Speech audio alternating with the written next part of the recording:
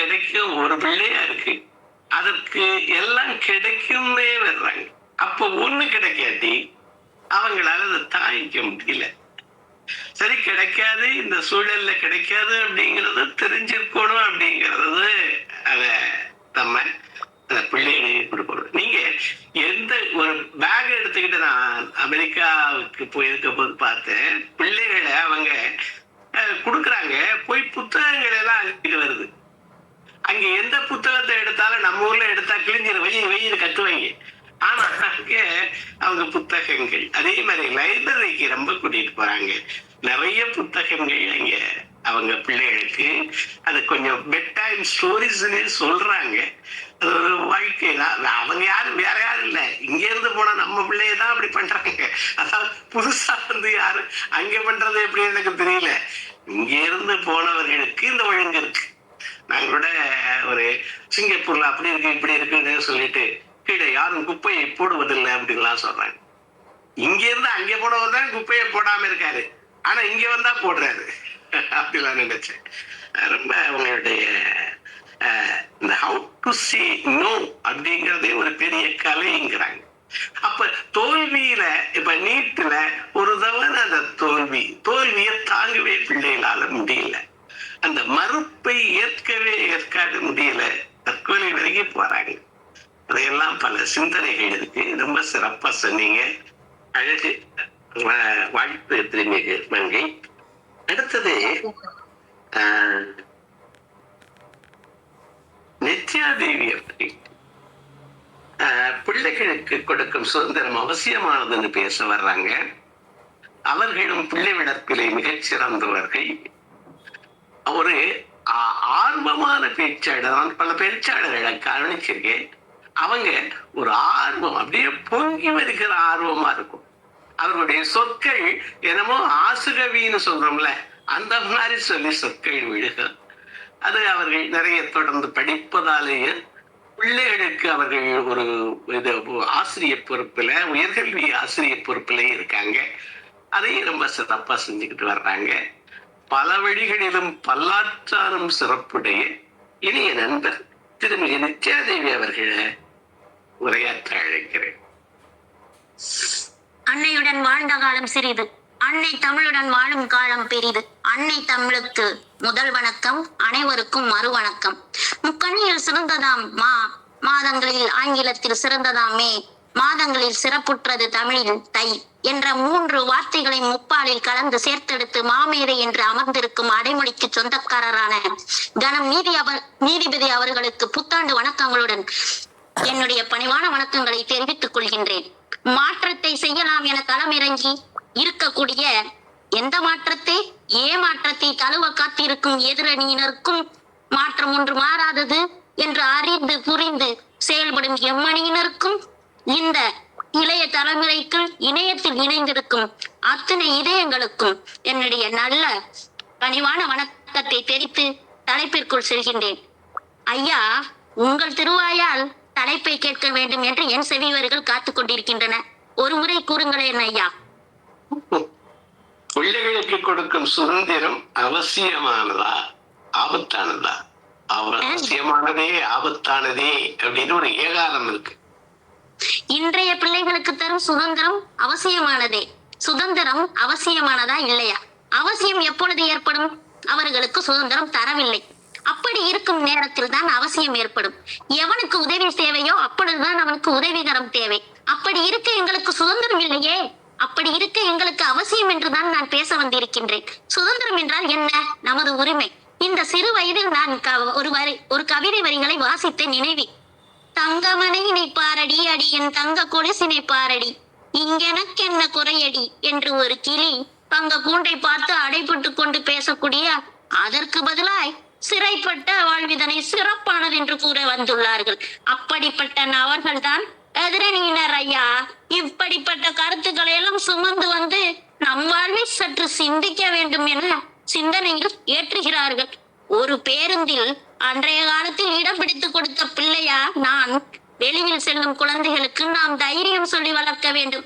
அப்படி தைரியமாக விடும் பொழுதுதான் அவர்களுக்கு சுதந்திரம் சொல்வார்கள். மாற்ற நீங்கள் பேசிய நாராயணர் ஐயா என்ன சொன்னார்? அறிவு பெற்ற பிள்ளையையும் 6 அறிவு பெற்ற பிள்ளையையும் சம்பந்தப்படுத்தி பேசிவிட்டு சென்று விட்டாரே. ஒழுக்கமாம் ஒழுக்கம், 9 ஒழுக்கங்களை பேசிவிட்டார். நான் ஒரு ஒழுக்கம் சொல்கின்றேன். கல்வியை கற்கும் பொழுது அது முதல் படி தன்மை மாற்றமான ஒழுக்கம். இப்படி இருக்க நாங்கள் பள்ளிக்கு அனுப்பாமல் பிள்ளையை வளர்க்கின்றோம் என்று நினைத்திருக்கிறார் போல. புத்திமதி சொல்லிவிட்டார். பணத்தை சம்பாதிக்க வேண்டும், அதை பக்குவமாக செலவழிக்க வேண்டும் என்று. உயிரற்ற பொருளுடன் உயிருள்ள குழந்தைகளை ஒப்பிட்டு பேசலாமா? முக்கன் படைத்த 3ஆம் ஐயை வேற இழுத்து விட்டார்.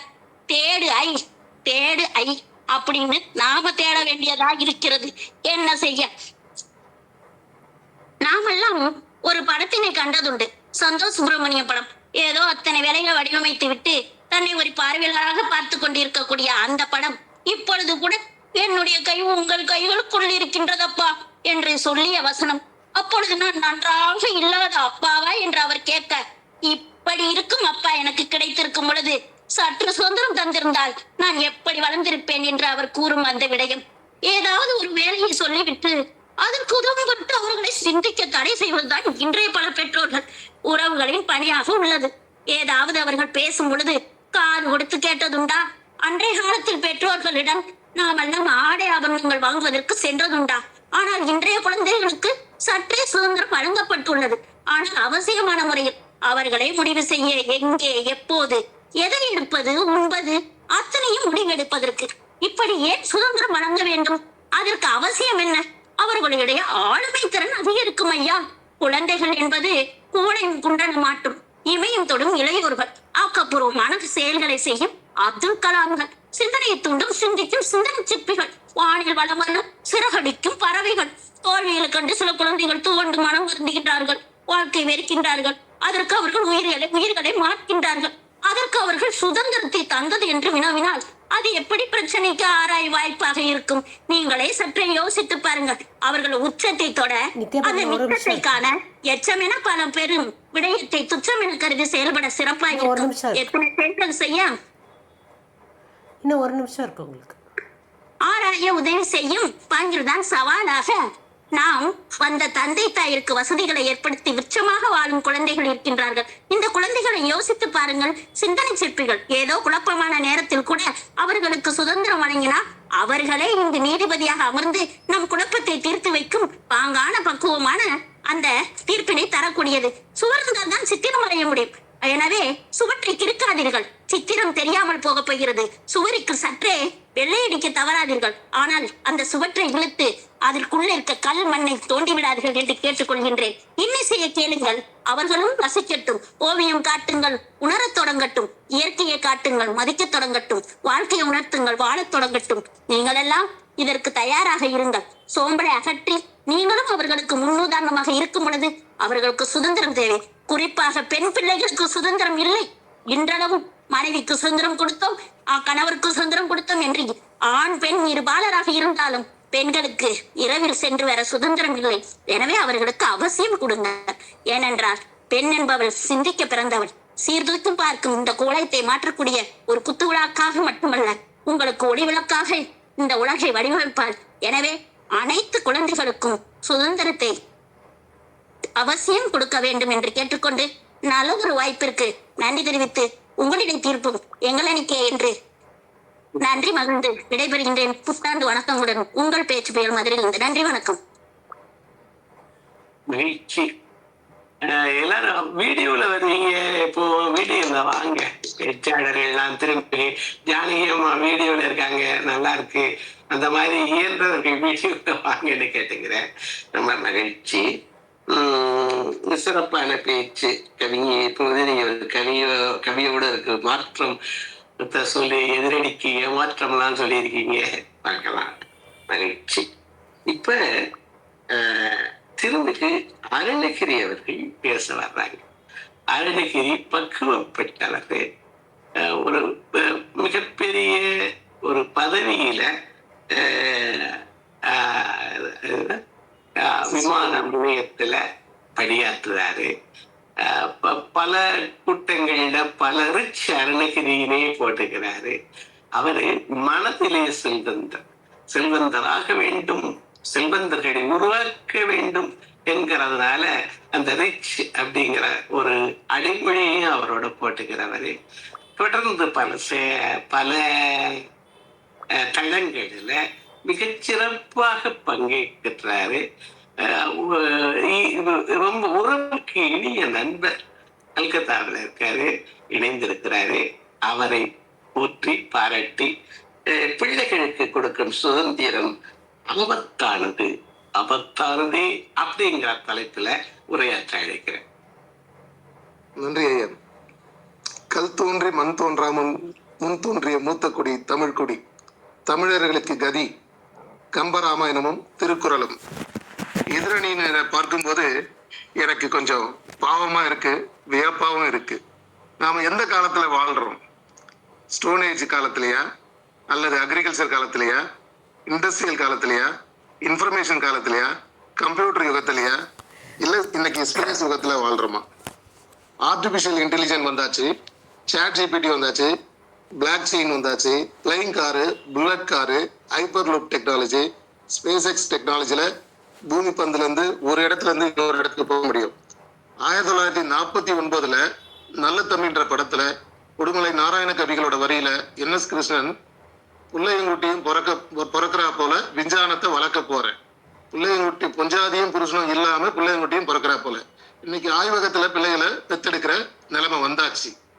அது மட்டும் இல்லை, அன்னைக்கே அவருடைய தீர்க்க தரிசனம் பாருங்க, பள்ளிக்கூடத்துக்கு பிள்ளைங்க போகாம படிக்க கருவி பண்ணியும் வைக்கணும். ஸோ பெருந்தொற்று காலத்தில் நம்ம ஜூமை கையில் கொடுத்து பிள்ளைங்களுக்கு செல்லை கொடுத்து படிக்க வைக்கிறோம். ஆக இன்னைக்கு பிள்ளைங்களுக்கு சுதந்திரம் கொடுக்கறது ஃப்ரீடம் டாமினன்ஸ்லேருந்து ஃப்ரீயாக இருக்குது. இண்டிபெண்ட் இன்டர் டிபெண்ட்ல தான் இண்டிபெண்ட் வரும். Good judgement comes from the bad experience.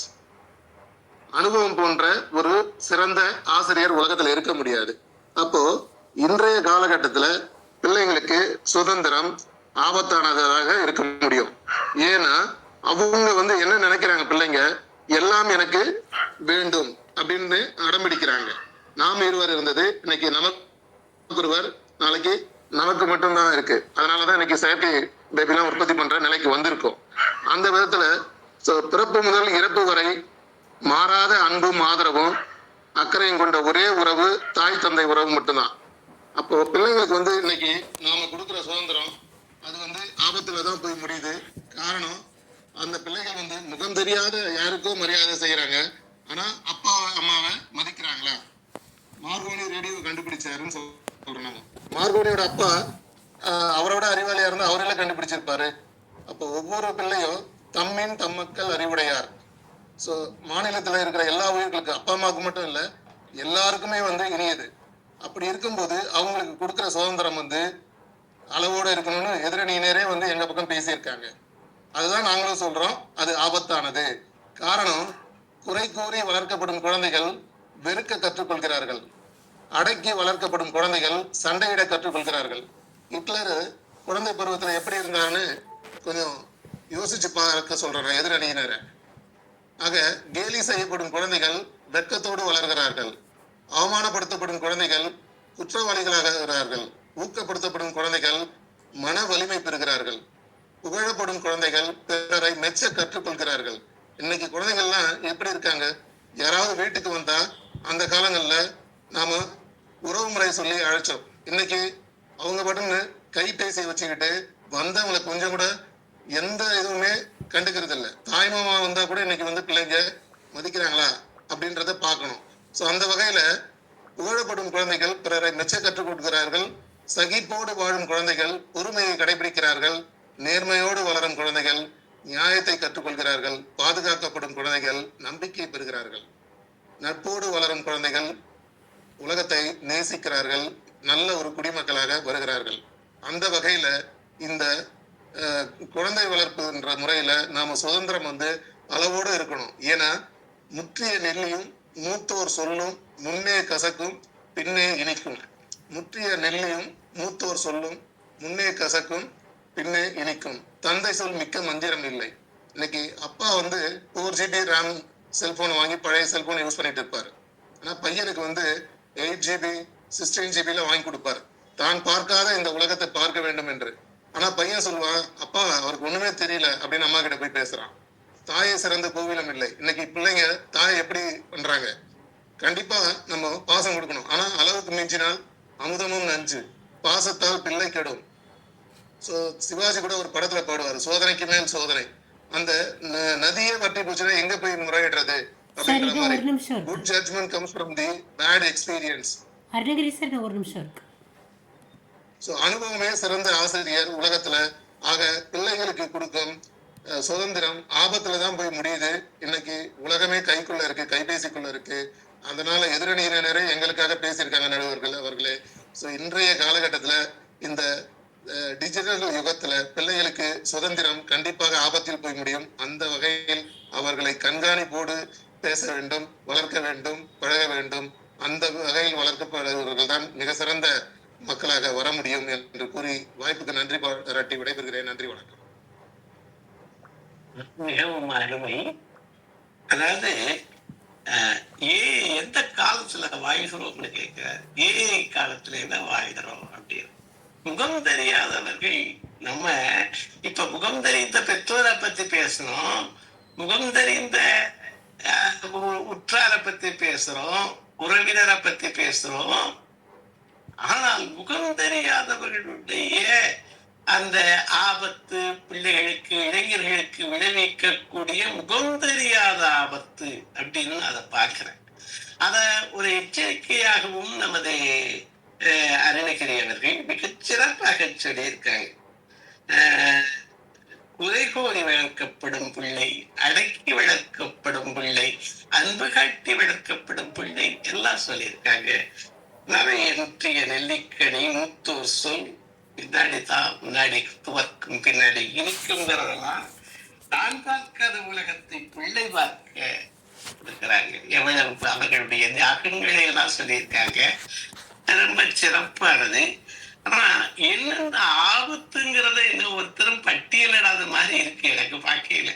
பொதுவாக அந்த மாதிரியும் போயிட்டு இருக்கு, பார்க்கலாம். ரொம்ப சிறப்பாக இந்த நிலைக்கு போயிட்டு இருக்கு. அடுத்ததாக பிள்ளைகளை கொடுக்கிற சுதந்திரம் அவசியமானது என்கிற ஒரு தலைப்புல கவிஞர், மிகச்சிறந்த பொறியாளர், துறைமுக துறையில வேலை பார்க்கிறவங்க, அங்கே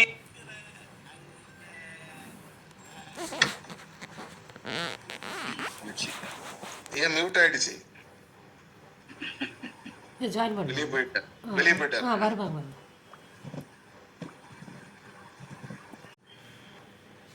ரமேஷ் திராஜ் அவர்கள் சென்னை துறைமுகம் துறைமுக ஆணையத்துல பணியாற்றுறாங்க.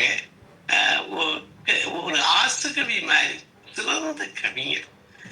அதுக்கு மேற்கொண்டு ஒரு ஆர்வம், அந்த ஆர்வத்தை தான் நான் போற்றுறேன். தொடர்ந்து கம்பராமாயணம், திருக்குறள் போன்ற இலக்கியங்களிலும் சரி, ஒரு அறம் சார்ந்த விஷயங்களிலும் சரி, நல்ல நூல்கள், ஆங்கில நூல்களிலும் சரி, சிறந்த பாடகரும் கூட, கவிஞர் மட்டுமல்ல, உணர்ந்து பாடகரும் கூட. இனி இருந்த திருமிகு ரமேஷ் அவர்களிட, எத்திராஜன் அவர்களிட இங்கு உரையாற்ற அழைக்கிற வாழ்த்துக்கள். வாங்க சார். அனைவருக்கும் இனிய மாலை வணக்கம். வினைவழியும் தன்வழியும் மாற்றான் வழியும் துணை வழியும் தூக்கி செயல் என்பது போல எல்லோருடைய வலிமையும் சீர்தூக்கி ஆராய்ந்து எங்களுக்கு ஒரு நல்லதொரு தீர்ப்பினை தரவிருக்கின்ற வினைத்தித்தான் ஐயா அவர்களுக்கு நடுவர் பிறந்தவையை நான் வணங்கி மகிழ்கின்றேன். சுதந்திரம் எல்லாரும் பேசினாங்க. முதல்ல சுதந்திரம்னா என்னங்க? நம்ம ஐயா வினைத்தித்தன் ஐயா அழகா சொன்னார். நாம் வச்சிருக்கிற கூட அடுத்தவனை ஒரு தொந்தரவு பண்ணாததான் சுதந்திரம். இங்கே சுதந்திரம் என்பதற்கான டெபினேஷனே அதான். இதுல என்னங்க குறைவா கொடுங்க, அதிகமா கொடுங்க. ஏங்க குறைவா கொடுத்தா அது பேர் சுதந்திரமாங்க? நிறைய பேர் பேசுறாங்க சுதந்திரம் குறைவா கொடுக்கணும், அதிகமா குறைவா கொடுத்தா அது பேர் சுதந்திரமா? சுதந்திரம் என்பதை கட்டுப்பாடு இல்லாதானுங்க சுதந்திரம். கட்டுப்பாடு கொடுத்தா அது பேர் சுதந்திரம் என்ன இருக்குது? முதல்ல சுதந்திரம் என்றால் என்ன என்றால், நம்மளுடைய சுதந்திரம் அடுத்தவரை பாதிக்காதது, அதுதான் சுதந்திரம். அதுதான் முதல்ல டெபினேஷன். முதல்ல புரிஞ்சுக்கங்க, சுதந்திரம்னா இதுதான். நம்மளுடைய கொடை அடுத்தவனை குத்தக்கூடாது. அப்ப அது அந்த நான் சுதந்திரம் நான் எடுத்துக்கிறேன். அந்த மாதிரி சுதந்திரம் நான் என்னுடைய சுதந்திரம், அது மாதிரி சுதந்திரம் இன்றைய இளைஞர்களுக்கு, இன்றைய பிள்ளைகளுக்கு தேவை. இதுதான் என்னுடைய வாதம். தேவையா தேவை இல்லையா? எங்க தேவை ஆபத்தானதுன்னு அர்த்தம், தேவையில்லைன்னு அர்த்தம். அது இங்க பேசுன எல்லாம் பாருங்களேன், கொடுக்கலாங்க, குறைவா கொடுக்கலாங்க. அவங்க வந்து ஒரு கேமரா வச்சு கண்காணிக்கணுமா, அது பேர் சுதந்திரமா? என்னங்க எனக்கு சிரிப்பு தான் வருது. சுதந்திரம் என்பதற்கான டெபினேஷன் கொடுக்குறாங்க. அது மாதிரி அரிதினும் அரிது மானிடராதல் அரிது ஔவையார் சொன்னாங்க. குடலினிது யாழினிது என்பர் தன் மக்கள் மழை சொற்கள். அது முதல்ல மனிதனா பிறக்கிறதே அரிது. அதுலயும் குழந்தை பிறந்துச்சுன்னா என்ன சொல்றாரு வள்ளுவர்? குழல் இனிது யாழ் இனிது குழந்தை சிறுகை அளாவிய கூழ் இப்படிலாம் சொல்லிட்டு அந்த குழந்தைக்கு சுதந்திரம் கொடுக்கறதுக்கு மட்டும் ஏங்க இவ்வளவு வருத்தப்படுறீங்க? எவ்வளவு கஷ்டப்பட்டு வளர்த்த குழந்தைய குழலினிது யாழினிதுன்னு சொல்லி வளர்த்த குழந்தைக்கு என்ன சுதந்திரம் கொடுக்கல என்ன தப்பு? நான் சுதந்திரம் சொன்னது அடுத்தவனை பாதிக்காத, அதாவது பிறரை பாதிக்காத வகையில் இருக்கிற சுதந்திரம் தான் நான் சொன்னேன். அதாவது அவனுடைய முதல்லயே ஆரம்பிக்குதுங்க, கல்வியிலே எடுத்துக்குங்க. ஒருத்தர் என்ன சொல்றாங்க, ஆங்கிலம் தான் படிக்கணும்னு. குழந்தைக்கு எது வரும் சுதந்திரம் யாருன்னா பாக்குறீங்களா? எங்க அப்பா ஆங்கிலம் படிச்சார், நீயும் ஆங்கிலம் படிக்கணும். அந்த சுதந்திரத்தை தான் நாங்க வேணும்ன்றோம். அந்த சுதந்திரத்தை நீங்க திணிக்காதீங்க, அந்த மாதிரி சுதந்திரம் கொடுங்கன்னு தான் நாங்க கேட்கிறோம். நாங்க என்ன பாகிஸ்தான் கிட்ட போய் சண்டை போட சொல்றோம் இல்ல. ரெண்டாவது விஷயம், அதே மாதிரி உணவு. எங்க எங்க அப்பா வந்து கூழ் குடிச்சாருன்றதுக்காக நானும் கூழ் குடிக்கணும்? இது ஏன் அது மாதிரி சுதந்திரம் எனக்கு கொடுக்காதீங்க. இப்ப இருக்கிற நடைமுறைக்கு ஏற்ற மாதிரி நாங்க இட்லி சாப்பிட்டுன்னு போறோங்க. நாங்க அந்த காலத்துல பழுது சாப்பிட்டீங்க அப்படின்னா அதே சாப்பிட சொல்றதா சுதந்திரம்? அந்த சுதந்திரம் தான். அது மாதிரி சுதந்திரம் உணவு, விரும்பிய உணவை சாப்பிட சுதந்திரம் கொடுங்க. இன்றைய காலத்து இளைஞர்கள் போன மாதிரி இல்ல, நிறைய விஷயங்கள் தெரியுது அவங்களுக்கு. எது நல்லது கெட்டது அவங்களுக்கு நல்லா தெரியுது, அதை பார்த்து அவங்க சாப்பிடுவாங்க. அதுக்கு சுதந்திரம் கொடுங்கன்னு நாங்க சொல்றோம். நீங்க அது ஆபத்துன்னு சொல்லாதீங்க. முதல்ல நீங்க சொல்றதே தப்பு. நீங்க சொல்றது இப்ப சொன்ன எல்லாருமே எங்களுக்கு ஆதரவா தான் பேசுறீங்க. கொடுக்கலாம், நீங்க சொல்றதெல்லாம் கொடுக்கலாம். கொடுக்கலாமா ஆபத்தா இதுவோ அதான் கேள்வி. கொடுக்கலாம்னு சொல்லிட்டீங்க, அதுல நான் எங்களோட மெத்த கருத்தை எடுத்துக்கலாம். ரெண்டாவது இன்னொரு விஷயம் வந்து நடை. அப்புறம் பார்த்தா எனக்கு ஒரு விஷயம், என் பக்கத்துல வீட்டுல ஒரு பையன் இருந்தான். அவனுக்கு என்னன்னா கடவுள் செயல், அவனுக்கு இடதுகை பழக்கம் வந்துடுச்சு. அவனுக்கு நன்றாக படிப்பான் ஐயா அவர்கள், நன்றாக படித்தான், நன்றாக எழுதினான். 2வது வகுப்பு வரைக்கும் அவங்க அம்மா என்ன பண்ணாங்க, கட்டாயப்படுத்தி அவனை அடிச்சு அடிச்சு அடிச்சு வலதுகை பழக்கமான மாத்துனாங்க. அவனுக்கு இருக்க சுதந்திரத்தை பறிச்சாங்க. இன்னைக்கு அந்த குழந்தை மன வளர்ச்சி குன்றி போய் உண்மையில கூட பக்கத்துல தான் இருக்காங்க, படிக்கவே முடியல அவனால. இந்த மாதிரி சுதந்திரத்தை ஏன் பறிக்கிறீங்கன்னு தான் நான் கேட்கிறேன். அந்த மாதிரி சுதந்திரத்தை தான் நான் கேட்கிறேன். பிள்ளைகளுக்கு சுதந்திரம் கொடுங்க. அவன் ஏதோ அவனுடைய பிறவி குணம் இடதுகை பழக்கம் வந்தது, அவனை கொண்டாந்து 1 வருஷம் ஆச்சு நடுவர் அவர்களே, அவனை நடு அடியடி அடிச்சு வேற இடத்துல போய் சேர்த்து வலதுகை பழக்கமா மாத்திட்டாங்க. இன்னைக்கு வலதுகையில எழுதுறான், ஆனால் முந்தி மாதிரி அவன புத்தி கூர்மை போய்விட்டது. இதுதான் இந்த சுதந்திரம் தான் கொடுங்கன்னு நான் கேட்கிறோம். இன்று என் பையனோட படிச்சவன் இன்னும் வந்து அவன் என் பையன் முடிச்சு வேலைக்கு போயிட்டா இன்னும் அவன் காலேஜுக்கு போறான் என்னும் போது அதுதான் அந்த மாதிரி சுதந்திரத்தை தான் தடை செய்யாதீங்க. அந்த மாதிரி சுதந்திரத்தை கொடுங்க தான் நாங்க சொல்றோம். சுதந்திரம் வந்து நீங்க கொடுக்க ஆபத்தான சுதந்திரத்தை கொடுக்குன்னு நாங்க சொல்லவே இல்லை. அதே மாதிரி இப்போ ஒன்னும் இல்லை, இன்னைக்கு பாக்குறீங்களா குகேஷன் ஒருத்தர் இருக்காரு, எப்படிங்க அவங்க அப்பா பாக்குறாரு நம்ம பையனுக்கு சின்ன வயசுல செஸ் வழங்குற அந்த அறிவு ஆண்டவன் கொடுத்திருக்கான். அந்த சுதந்திரத்தை அவனுக்கு கொடுத்தாங்க. இன்னைக்கு பாருங்க உலக அளவில் அவன் பெயர் பெற்றிருக்கானா இல்லையா? நான் அந்த மாதிரி சுதந்திரம் தான் கொடுக்க சொல்றோம். கொடுத்ததால பாருங்க இன்னைக்கு உலக அளவில் பயன் பெற்றுனான். அதனால அவனுடைய நாலேஜோ அவனுடைய எதுவும் அதுக்கும் அவங்க எல்லாத்துக்கும் கொடுத்தாங்க. அவனுடைய எல்லா தேவையும் பயன்படுத்தினாங்க. இதற்கு போய் சுதந்திரம் கொடுத்தாங்க மக்கள், அவங்க தாய் தந்தை. அவனை படிக்கிறதை விட்டு அதற்காக தன்னுடைய வேலையை விட்டு அவன் கூட போய் அந்த செஸ்ஸுக்கான இது பண்ணி கொடுத்தாங்க. அந்த மாதிரி சுதந்திரத்தை கொடுங்க, பிள்ளைகள் முன்னேறுவார்கள். அதுதான் அது அவசியம் நான் பேச வரேன். அதே மாதிரி ஜிவி பிரகாஷன் ஒருத்தர் இருந்தாரு, ஏஆர் ரகுமானுடைய மாமா, அவரு பையன், மாமா அக்கா பையன். சின்ன வயசுல அவருக்கு இசை வருதுன்னு சொல்லி இசையை கத்து கொடுத்தாங்க. இன்னைக்கு எவ்வளவு பெரிய இசையமைப்பாளர் ஆயிட்டாருங்க அவரு. அவருக்கு சுதந்திரம் கொடுத்தாங்க, அதுக்காக அவர் படிக்காம விடல, படிச்சாரு அவரு. இன்னைக்கு அவர் கொடுத்த சுதந்திரத்தால இன்னைக்கு பாருங்க அவரு பெரிய ஒரு இசையமைப்பாளர் ஆயிட்டாருல. அந்த மாதிரி சுதந்திரத்தை தான் கொடுக்க சொல்றோம். நீங்க வந்து அது ஆபத்தா? அது அந்த மாதிரி கொடுத்தால ஒரு பெரிய இப்ப அப்துல் கலாமே எடுத்துக்கோங்க. அவங்க அப்பா வந்து படகோட்டின்றாரு, அவங்க அப்பா அவனை படகோட்ட சொன்னாரா? இல்ல, நீ உன் விருப்பமானதை படின்னு சொல்லி அப்துல் கலாம் படிக்க வச்சாரு. இன்னைக்கு ஒரு பெரிய அணு விஞ்ஞானி உருவானாரா இல்லையாங்க? அந்த மாதிரி சுதந்திரத்தை கொடுங்க மக்களுக்கு. நீ ஏன் அதை எங்க அப்பா வந்து கருப்பு கோட்டு போட்டாரு, நீயும் கருப்பு கோட்டு போடணும்னு சொல்லி எங்க ஃப்ரெண்டு ஒருத்தர் போட்டு இன்னைக்கு அவன் படிக்க முடியாம அவனுக்கு விருப்பம் எல்லாம் போட்டோகிராபி, அவனை கொண்டு போய் வக்கீல படிக்க வச்சு இன்னைக்கு அவன் வாழ்க்கையே கெட்டு போச்சு. நீங்க அப்பா தொழில் தான் நீ படிக்கணும். இந்த மாதிரி சுதந்திரத்தை தடை செய்யாதீர்கள், நல்ல சுதந்திரத்தை கொடுங்க. கம்பர் என்ன சொல்லிருக்காரு, பெருந்தடங்கன் பெருமுதலாருக்கெல்லாம் பொருந்து கல்வியும் செல்வமும் பூத்ததா. என்ன வார்த்தையை போட்டுக்காரு கம்பர். அந்த காலத்திலே அவனுக்கு என்ன விருப்பமோ, அந்த காலத்து பெண்கள் பாருங்க, பெண்களே அந்த காலத்துல பொருந்து கல்வியும் செல்வமும், அப்பவே பெண்களே அந்த அளவுக்கு படிச்சாங்கன்னா அந்த காலத்திலே சுதந்திரம் கொடுத்திருக்காங்களே. நீங்க இந்த காலத்துல வந்து சுதந்திரம் கொடுக்க கூடாதுன்னு பேசுறீங்களே, உங்களுக்கெல்லாம் சொல்றதுக்கு கொஞ்சம் எப்படி சொல்றதுன்னு தெரியல எனக்கு. அப்ப சார், அந்த ஒரு காலத்துல நிமிஷம் கம்பரே இருக்கு சார். சொல்லிட்டாரு. சரிங்க மேடம், முடிச்சு கொள்றேன். அது போல இதுதான் இந்த மாதிரி பண்ணினா உலகத்துல முன்னேறுவாங்க. அதாவது நான் உலகத்தோடு ஒற்ற ஒழுகல் பல கற்றும் கல்லார் அறிவிலார். இவ்வளவு உதாரணம் சொன்னல, இவ்வளவு பெரிய சிறந்த வந்திருக்காங்க. இந்த மாதிரி சுதந்திரம் கொடுத்தால இந்த மாதிரி அறிவாளி வந்திருக்காங்க. இந்த மாதிரி உலக நடைமுறைக்கு ஒத்து போவதவங்க அப்படி செய்யாதவங்க பல நூல்களை கற்றாலும் அறிவில்லாதார் அப்படின்னு நான் சொல்லலைங்க, திருவள்ளுவர் சொல்லியிருக்காரு. உலக நடைமுறை ஒத்துப்போங்க. இன்னைக்கு உலகம் வந்து சுதந்திரம் கொடுப்பதால எவ்வளவு வளர்ச்சி அடைஞ்சிருக்கு. நீங்க சொல்ற வலைதளங்களும் இன்னைக்கு அவர் சொல்ற இதெல்லாம் எப்படி வந்தது? சுதந்திரம் கொடுத்ததால வந்தது, வேற எப்படி வந்தது என்பதை கூறிக்கொண்டு இங்கே வாய்ப்பளித்த, அதாவது ஐயா அவர்கள் சொன்னாரு, நாங்க வந்து சுதந்திரத்தை வந்து சுதந்திரத்துக்கான டெபினேஷன் முதல்ல புரிஞ்சு பேசுங்க. மற்றவர்களை பாதிக்காது, அதுதான் நான் சொல்ற சுதந்திரம். அதை குறைவா கொடுக்கலாமே நீங்க தோத்து போயிட்டீங்க, கொடுக்கலாம்னு சொன்னாலே தோத்து போயிட்டீங்க. ஐயாவுக்கு ரொம்ப எளிமையா போச்சு என்பது போல கூறிக்கொண்டு, ஐயா சொன்னது போல நீங்க சுதந்திரம் கொடுத்தீங்கன்னா எண்ணியாங்க எய்துபார் திண்ணியராக பெரிய. நீங்க அவங்க சுதந்திரம் கொடுத்தீங்கன்னா அவங்க திண்மையான ஒரு நெஞ்சம் கொண்ட ஒரு வல்லவனாகவோ ஒரு வல்லாளியா வருவான் என்று கூறிக்கொண்டு விடைபெறுகிறேன். நன்றி, வணக்கம். மிகச் சிறப்பான உரை ரமேஷ் சார், ரொம்ப நல்லா இருந்தது. கட்டுப்பாடு இருந்தா அது சுதந்திரமானு கேட்டாரு. கட்டுப்பாடு இருந்தால் சுதந்திரமா? வாழ்தல், இருத்தல், பிழைத்தல் சொல்றாங்க. பிழைத்தல், இருத்தல், வாழ்தல். அதாவது இருக்கிறதுனா எங்க இருக்கிறது? ஒருத்தன் பாளையங்கோட்டையில இருந்துட்டு வேலூர்ல இருக்கான்னா என்ன அர்த்தம்? அடுத்தவனுடைய கட்டுப்பாடுல இருக்கான், அடுத்தவனுடைய எழுதின ஸ்டோரியில இருக்கான். அப்படி எல்லாம் சொல்றாங்க. ஸ்டோரிஸ் பத்தி எல்லாம் பேசுறாரு, சைல்ட்ஹுட் ஸ்டோரிஸ் எல்லாம் சொல்றாரு. கட்டுப்பாட்டுல இருக்கிறது. அடுத்தது பிழைச்சு கிடக்கிறது. எப்படி இருக்கான்னு கேட்டா பிழைச்சு கிடக்க, உங்க புண்ணியத்துல இருக்க, என் புண்ணியமே கொஞ்சம், நீ என்ன என் புண்ணியத்துல இருக்க. அப்புறம் வாழ்தல், நாயும் பிழைக்கும் இந்த பிழைப்பு நாம் பாரதி. பிழைத்தல், வாழ்தல், இருத்தல்ங்கிறது அது ஒரு கட்டுப்பாட்டுல இருக்கிறது.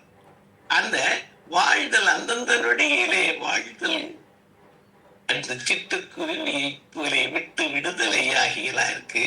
ரொம்ப மகிழ்ச்சி, நன்றாக இருந்தது கவிஞர் அவர்களே, உங்களுக்கு பாராட்டு, வாழ்த்து. அடுத்தது இந்த தளத்துக்கு, இந்த தலைப்புக்கு மிக பொருத்தமான ஒரு இளைஞர், அவரை இப்ப கூப்பிட இருக்கிறேன். நம்மெல்லாம்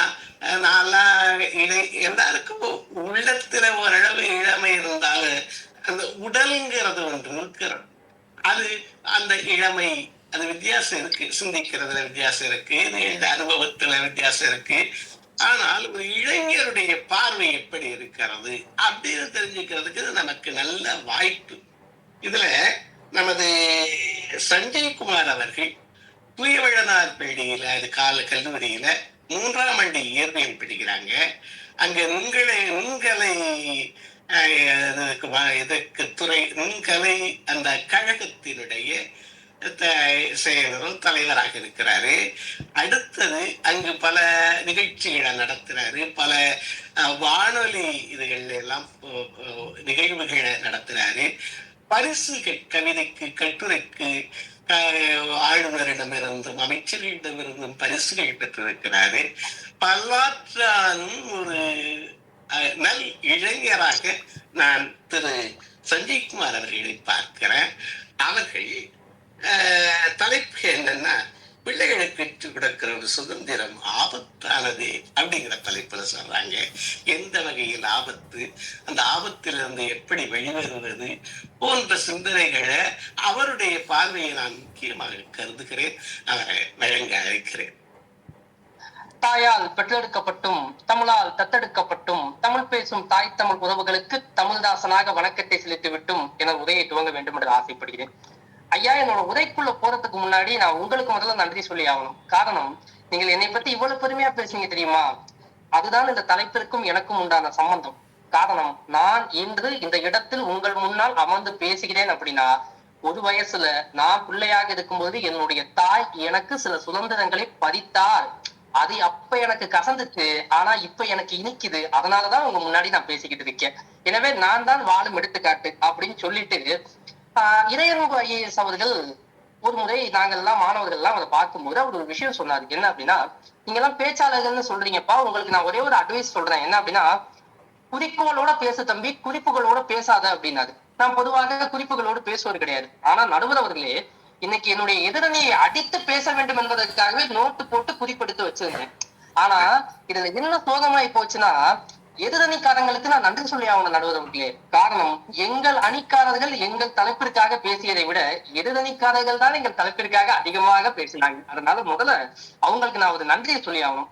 அதுலயும் குறிப்பா சொல்லணும் அப்படின்னா, ஜானகி அம்மாவுக்கு நான் ரொம்ப நன்றி கடன் பட்டிருக்கேன். காரணம் என்ன தெரியுமா நடுவர் அவர்களே, எங்கள் அணியில 4 பேர் பேசியது, அவர்கள் அணியில 4 பேர் பேசியது, நீங்கள் பேசியது, இவை அனைத்தையும் சேர்த்து அவர் ஒரே வரியில முடிச்சிட்டார். என்ன அப்படின்னா, வீட்டிற்கு அடங்காத பிள்ளையை ஊர் அடக்கும் அப்படின்னு ஒரு வார்த்தையை சொன்னாரு. அதனாலதாம நாங்க சொல்றோம், ஒரு பிள்ளைக்கு சுதந்திரம் என்பது அவசியமானது கிடையாது, அது தவிர்க்க வேண்டியது. காரணம், என்னுடைய வீட்டில் என்னுடைய அம்மா என்னை அடித்ததால் தான் இன்று நான் எந்த காவல்துறைக்கும் சென்று அடி வாங்குவது கிடையாது. என்னுடைய வீட்டுல என்னுடைய அம்மா என்னை அடித்ததற்கு காரணம் அல்லது திட்டியதற்கு காரணம், என்னை திருத்த வேண்டும் என்ற நோக்கோடு தான் அவர்கள் திட்டினார்களே தவிர அல்லது அடித்தார்களே தவிர மாறாக என்னை வருத்த வேண்டும் என்ற நோக்கில் அவர்கள் செய்யவில்லை. இதை நம்ம கவனிச்சு பார்க்கணும். அது போல ரமேஷ் ஐயா பேசும்போது நான் கூர்ந்து கவனிச்சேன். அவர் ரொம்ப கோபமா பேசினாரு. அவர் ஒரு விஷயத்த சொன்னாரு. என்ன அப்படின்னா, சுதந்திரம்னா என்ன அப்படின்னு தெரிஞ்சுக்கிட்டு பேசணும்னு எங்க அணிக்கு ஒரு சவால் விட்டாரு. அவர் சொன்னார் ஒரு விஷயம் நடுவர் அவர்களே, உங்களுக்கு என்னமோ அவர் தலைப்பை எளிமையாக்கி விட்டார், அவர் தீர்ப்பை எளிமையாக்கி விட்டாங்க. நடுவர் அவர்களே, நான் இன்னும் உங்களுக்கு தீர்ப்பை எளிமையாக்குறேன். சுதந்திரம்னா என்ன அப்படிங்கிறதுக்கு அவர் ஒரு விளக்கம் கொடுத்தாரு. கட்டுப்பாடு இல்லாததுதான் சுதந்திரம் அப்படின்ட்டு. நடுவர் அவர்களே, அவர் பொய் சொல்றாரு. காரணம், எதை வேண்டுமானாலும் செய்யலாம் என்று சொல்லுவது சுதந்திரம் கிடையாது. இதைத்தான் செய்ய வேண்டும், இப்படித்தான் செய்ய வேண்டும் என்று சொல்வதுதான் சுதந்திரம். ஒரு பிள்ளைக்கு எதை செய்யணும்னு தெரியாது. இல்ல இன்னொரு சோகம் என்னன்னா நடுவர் அவர்களே, என்னை தவிர மற்ற 7 பேருமே குழந்தை வளர்ப்புன்னு பேசினாங்க. 7 பேருமே பெற்றோர் அந்த நிலையில இருந்து பேசினாங்க. அதனாலதான் அவங்க எல்லாத்தையும் நன்மையா பேசினாங்க. நான் பிள்ளைகள் சைடுல இருந்து பேசுறேன். அதனால எனக்கு தெரியும், என்னுடைய வயசு பிள்ளையும் அல்லது எனக்கு குறைவாக இருக்கக்கூடிய வயதில் இருக்கக்கூடிய பிள்ளையும் எதை சுதந்திரமாக எண்ணும் என்று. காரணம், அவர்கள் எதை சுதந்திரமாக எண்ணுகிறார்களோ அது அவர்களினுடைய வாழ்க்கையை மிகப்பெரிய படுகொலையில் தள்ளும். அதனால்தான் பெற்றோர்கள் கண்டிக்கிறார்கள். நீங்க சங்க இலக்கியத்தை எடுத்து பாருங்களேன். ஈன்று புறந்தழுதல் என் தலை கடனே, சான்றோனாக்குதல் தந்தைக்கு கடனேனார்கள். ஏன் தந்தைக்கு கடனேன்னு சொல்லணும்? காரணம், நம்முடைய முன்னவர்களுக்கு தெரியும், ஒரு பிள்ளையை நல்லபடியாக வளர்த்து அதை ஒரு சான்றோனாக ஆக்க வேண்டும் என்றால் அந்த கடமை பெற்றோருக்கு அதிகம் இருக்கிறது. அதனாலதான் நான் சொல்றேன், பிள்ளைகளுக்கு கொடுக்கக்கூடிய சுதந்திரம் என்பது ஆபத்தானதுதான் அப்படின்ட்டு. அதுவே ஒரு மிகப்பெரிய சிக்கல் என்ன தெரியுமா நடுவர் அவர்களே, இன்னைக்கு நம்ம எல்லாம் ஏன் ஆபத்தானதுன்னு பேசுறோம் அப்படின்னா, சார் ஒரு நிமிஷம். செல்லம் கொடுத்து வளர்த்த பெற்றோர்களுக்கு மத்தியில் இன்று என்ன ஆயிடுச்சு அப்படின்னா, செல்போனை கொடுத்து வளர்க்கிறாங்க நடுவர்களே. இது நியாயமா? செல்லம் கொடுத்து வளர்த்த பெற்றோர்களுக்கு மத்தியில் நின்று செல்போன் கொடுத்து வளர்க்கிறார்கள். இதுதான் இன்னைக்கு இருக்கக்கூடிய மிகப்பெரிய சிக்கல். நீங்க ஒரு வருத்தம் தெரிவிச்சீங்க நடுவர்களே. என்ன அப்படின்னா, ஆபத்துன்னு சொல்றது இல்லதான் தம்பி, என்ன ஆபத்துன்னு சொல்லுங்களேன் அப்படின்ட்டு. நான் சொல்றேன் நடுவர்களே, ஒரு கணக்கெடுப்பு பார்த்தேன். அந்த கணக்கெடுப்பு என்ன சொல்றது அப்படின்னா, ஒரு வருடத்திற்கு 4.5 லட்சம் சாலை விபத்துகள் நடக்குது. நான் சொல்றது 18 வயசுக்கு கீழே உடையவர்கள், சட்டப்படி பிள்ளைகள். அதுல 1.5 லட்சம் பேர் இறக்கிறார்கள். சுமார் 1 மணி நேரத்திற்கு 53 பேர் சாலை விபத்திற்கு உள்ளாகிறார்கள். இதுதான் இவங்க கொடுக்கக்கூடிய சுதந்திரம். ஏனால் ஒரு பிள்ளைக்கு எது நல்லது எது கெட்டது என்று தெரியாது. ஆனால் அந்த பிள்ளைக்கு எது நல்லது எது கெட்டது என்றதை சொல்லிக் கொடுக்க வேண்டிய இடத்தில் பெற்றோர்கள் இருக்கிறார்கள். இன்னொன்னு, நானா சொல்லிட்டா எதிரணிக்காரங்க கேட்பாங்களா? கண்டிப்பா கேட்க மாட்டாங்க. உங்களுக்கு ஸ்டீவ் ஜாப்ஸ் தெரியுமா நடுவர்களே? ஒரு மிகப்பெரிய டெக் யுகத்தில் ஒரு மிகப்பெரிய சாதனையை புரிந்தவர். அவர் தான் ஐபோனை அறிமுகப்படுத்தியவர். நிருபர்கள் கேட்கிறாங்க, ஏங்க உங்க பிள்ளைங்கள்ட்ட ஐபோன் இருக்கா அப்படின்ட்டு. அவர் சிரிச்சுக்கிட்டே சொல்றாரு, நீங்க என்ன விளையாடுறீங்களா? என்னங்க நான் சீரியஸா கேட்கிறேன் அப்படின்னு அவர் சொல்றாரு, என்னுடைய பிள்ளைகள் இப்பொழுதுதான் கல்லூரி படிக்கிறார்கள், அவர்களுக்கு அலைபேசியை பயன்படுத்தும் அளவிற்கு பக்குவம் கிடையாது. காரணம், இந்த அலைபேசி என்பது ஒரு மிகப்பெரிய காடை போன்றது அப்படிங்கிறது. அப்ப ஒரு கல்லூரி படிக்கக்கூடிய மாணவருக்கே அந்த பக்குவம் இல்லை என்கிற பொழுது, எப்படி ஒரு சின்ன பிள்ளைக்கு இன்னைக்கு கொண்டு போய் நம்ம சுதந்திரம் என்ற பெயரில் ஒரு செல்போனை கொடுத்துட்டா அது எவ்வளவு பெரிய சிக்கல்ல மாட்டிக்குது அப்படிங்கிறத நம்ம சிந்திச்சு பார்க்கணும். அதே போல நான் இறுதியா ஒன்னே ஒண்ணு சொல்லி முடிக்கணும்னு ஆசைப்படுது நடுவர்களே. குகேஷை சொன்னார்கள், வாழ்க்கையில் மிகப்பெரிய சாதனை படைத்தவர்கள் யாரை வேண்டுமானாலும் நீங்கள் எடுத்துக்கொள்ளுங்க, அவர்களிடத்தில் 2 விடயங்கள் இருக்கும். ஒன்று ஒழுக்கம், 2வது நல்ல பெற்றோர். நீங்க குகேஷை பார்க்கும்போது குகேஷினுடைய தந்தை அவரோடு இருந்தார். புகேஷனுடைய தாய் அவரோடு இருந்தார். புகேஷோட சேர்த்து நான் சொல்றேன், பிரக்யானந்தாவை பாருங்கள், அவர் போகும் இடமெல்லாம் அவரினுடைய தாய் கூட இருக்காங்க. உங்களுக்கு யாரையாவது அபிலாஷை தெரியுமா? நீங்க கண்டிப்பா அந்த காணொலியை பார்த்திருப்பீங்க. சமீப காலமாக ஒரு மாதத்திற்கு முன்பு ஒரு தொடர்வண்டி ட்ரெயின்ல போயிட்டு இருக்கும் போது போதை மயக்கத்தின் ஆட்டம் போட்டு அந்த தொடர்வண்டியின் கீழே விழுந்து மண்டை அடிபட்டு ஆஸ்பத்திரியில் கிடந்த ஒரு இளைஞர். இருவருக்குமே ஒரே வயசுதான். அப்ப ஒரு சுதந்திரம் என்பது கட்டுப்பாடு மிகுந்ததாக அல்லது ஒரு வரிகளுக்கும் ஒரு கட்டுப்பாடுக்கும் உட்பட்டதாக பெற்றோர்கள் கொடுக்கும் பொழுதுதான் அந்த சுதந்திரம் என்பது அழகானது. நீங்கள் சொல்வது போல அவசியமானது எல்லாத்தையும் கொடுத்துட்டோம் வைங்களேன், மிகப்பெரிய சிக்கல். இன்னொன்னு, நீங்கள் சொல்லக்கூடிய சுதந்திரத்தை எந்த பிள்ளையும் கேட்கறது கிடையாது. நீங்க சொல்லக்கூடிய சுதந்திரம் என்பது நீங்கள் பெரியவர்கள் ஆகிவிட்டீர்கள், அதனால நீங்க பக்குவமா பேசுறீங்க. ஆனால் எந்த பிள்ளையும் தனக்கு எது நல்லது என்று யோசிப்பதே கிடையாது. அவன் கேட்கக்கூடிய சுதந்திரம் என்பது மது, மாது, சூது, இது மூன்றை அடிப்படையாக வைத்துதான் இருக்கு. அது அவனினுடைய அறியாமை கிடையாது, அந்த வயசுக்கு உண்டான கோளாறு. அப்ப அதை தான் சரி செய்ய வேண்டும் என சொல்லி கடைசியா நீங்க ஒரு விஷயம் சொன்னீங்க நடுவர்களே, இஸ்லாத்தை தொட்டதால் நானும் இஸ்லாத்தை தொட்டு முடிக்க வேண்டும் என்று ஆசைப்படுகிறேன். இஸ்லாத்திலே நபிகளார் அழகாக சொல்லியிருப்பார், தலவுல் இல்மி பரீதத்துன் அலா குல்லி முஸ்லிமின் வா முஸ்லிமரின் என்றும்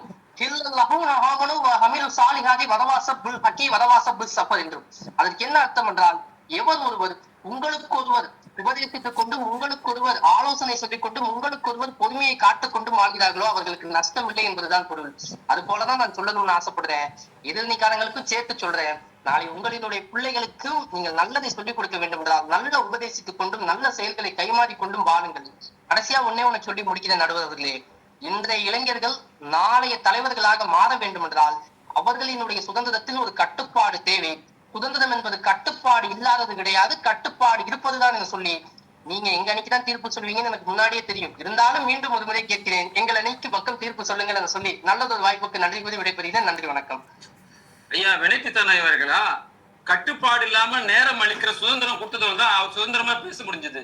அதுக்கே நீங்க சுதந்திரத்தை தீர்ப்பு கொடுக்கணும். கொடுத்த நேரத்தோட சுதந்திரமா கட்டுப்பாடு இல்லாம பேசுறாரு இல்லையா, அதுக்காகவே நீங்க சுதந்திரம் பாரு, அந்த சுதந்திரம் தந்ததோட அவர் இன்று பேச முடியாது. இல்ல அந்த அளவுக்குள்ளே பேச முடியும் இருந்தால் அவரால் பேச முடியாது. அதாவது சுதந்திரம் தான் சிறந்தது.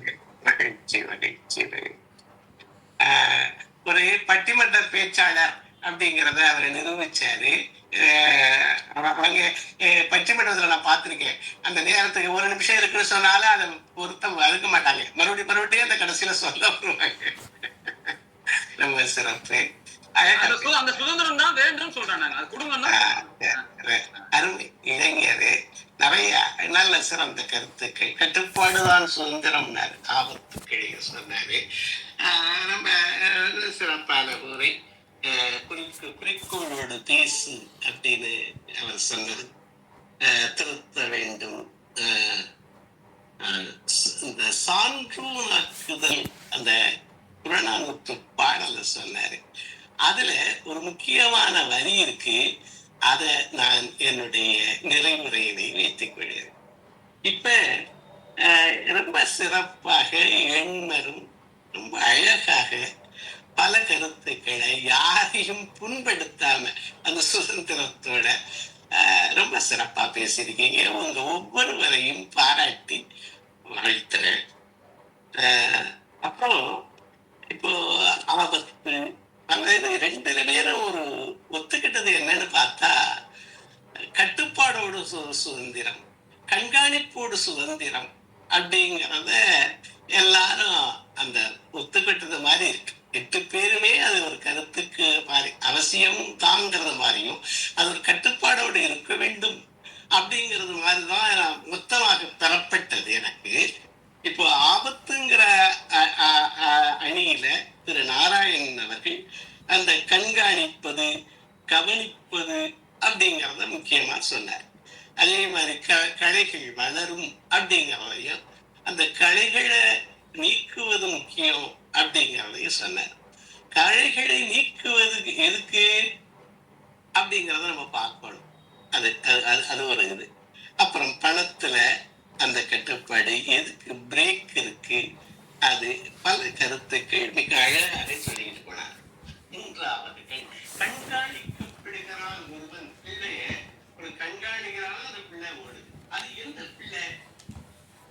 அறிவறிந்த மக்கள் சொல்ல வர்றாரு நமது வள்ளுவம். அறிவறிந்தவர் யாமையாக்கின்றவற்றுள் இல்லை, அறிவறிந்தவர்கள் இறங்கிறாரு. இங்கே அந்த பிள்ளை எந்த நிலை வரைக்கும் அந்த பிள்ளை அவர்களுடைய பேச்சு அதே மாதிரி நம்ம மங்கை அவர்கள் கொடுக்கலாம், அதிகம் கொடுக்கலாம், அதாவது அதிகம் கொடுக்க கூடாது.